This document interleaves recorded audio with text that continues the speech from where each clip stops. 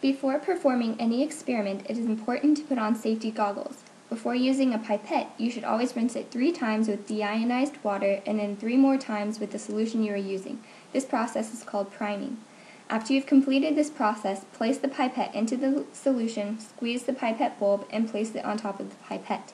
Slowly release the bulb to draw the solution into the pipette.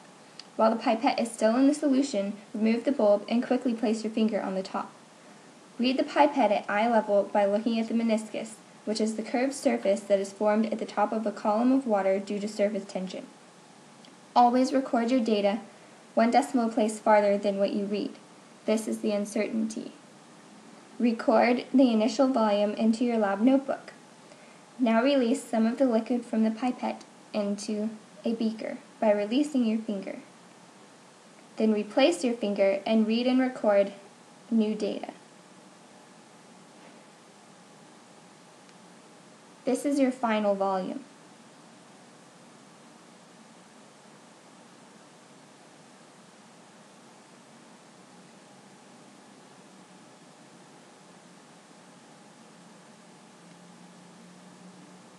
Release the remaining liquid into the beaker.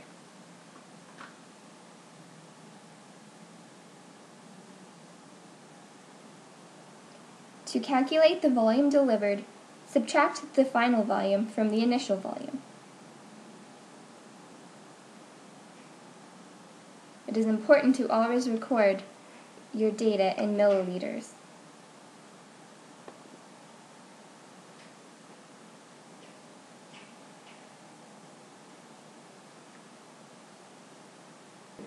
Now watch as Nikki performs the same experiment. As before, it is always important to wear safety goggles.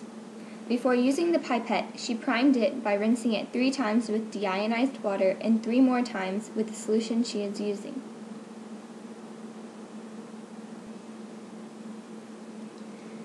Now Nikki will read the bottom of the meniscus and record her data in her lab notebook.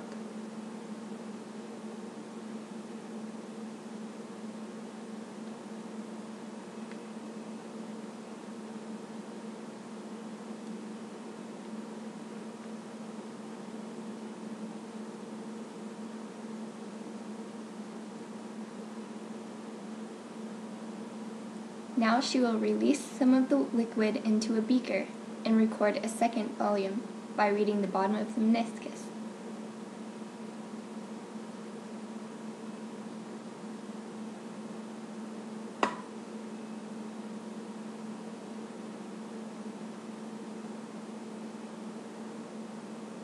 Remember, it is important to record your data in milliliters when using a pipette.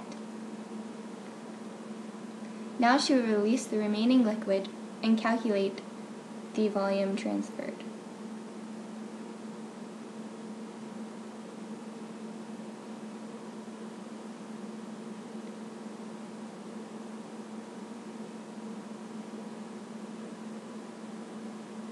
Now you know how to correctly use a pipette.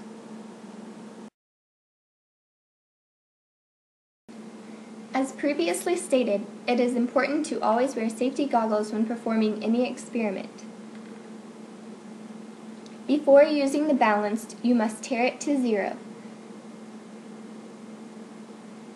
Then open the door, place the beaker on the balance, and close the door to ensure that the wind does not influence the accuracy of the measurement. Wait for the balance to settle and record the mass of your beaker in your lab notebook. Be sure to record your data 2 decimal places farther than what you observe. The last digit is the uncertainty of the balance.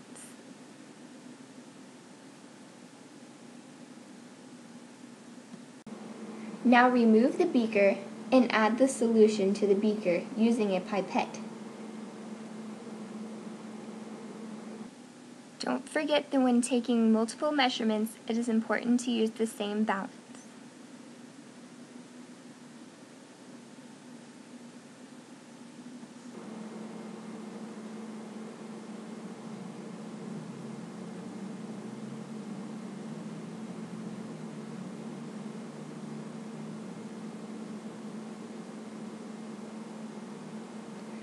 Open the door and place the beaker of liquid onto the balance.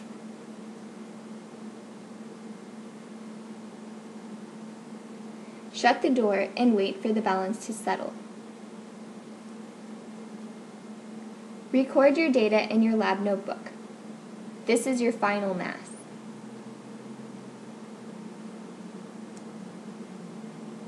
Remove the beaker from the balance and shut the door. To calculate the mass of your liquid, subtract the mass of the beaker from the final mass.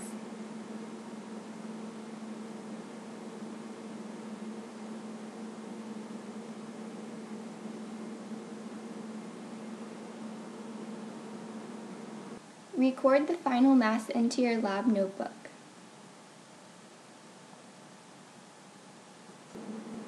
Don't forget to record your mass in grams.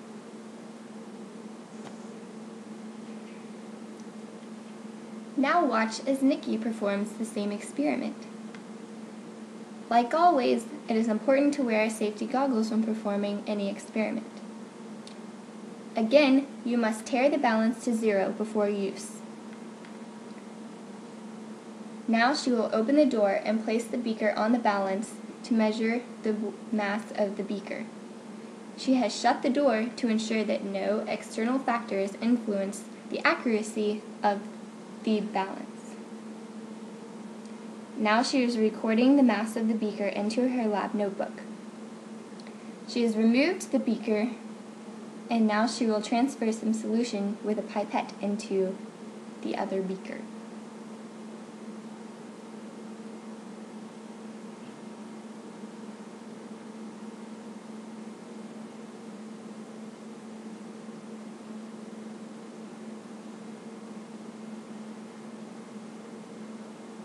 Now she will determine the mass of the liquid and the beaker together and record it into her lab notebook.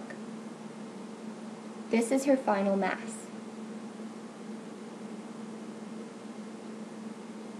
Now she will remove the beaker and calculate the mass of her liquid by subtracting the mass of the beaker from her final mass.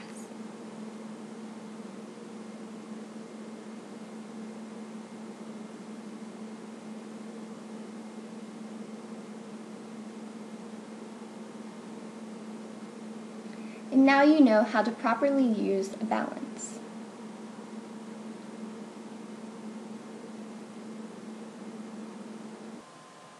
Now let's review how to read a meniscus.